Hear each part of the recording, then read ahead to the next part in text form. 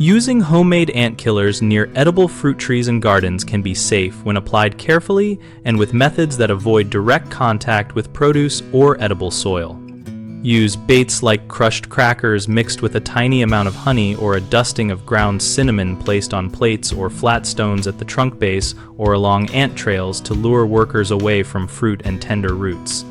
Place the bait only on the ground surface and never under leaves or branches where it could contact fruit or fall into soil where root uptake might be a concern. Check baits daily and remove them once ant activity drops to prevent mold or attracting non-target wildlife. Avoid liquid sprays or concentrates that can soak into the root zone or stick to fruit skin. If you need a liquid, use plain soapy water applied to visible trails only and rinse any nearby leaves with clean water after 24 hours. Wear gloves when handling baits, and wash hands before touching anything edible to prevent accidental transfer.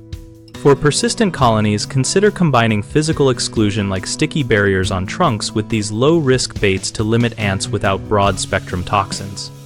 3 common mistakes are placing bait directly on fruit or on raised beds where children or pets might reach it, which can be fixed by moving baits to ground level on plates or stones at the trunk and removing them promptly when activity falls.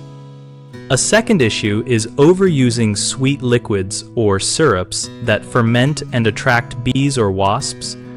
So, switch to small amounts of damp crackers with honey or a thin dusting of cinnamon that do not pool and remove them after they stop drawing ants. A third problem is assuming all ants are pests. Some species protect trees from other pests or aerate soil, so observe patterns for a few days and only intervene when ants are damaging blossoms, harvesting fruit, or farming honeydew-producing insects, and when you do intervene, choose targeted, minimally invasive tactics. BigHomeProjects.com connects homeowners with local contractors and provides a discussion community where we share practical, experience-based tips about pest control around food plants.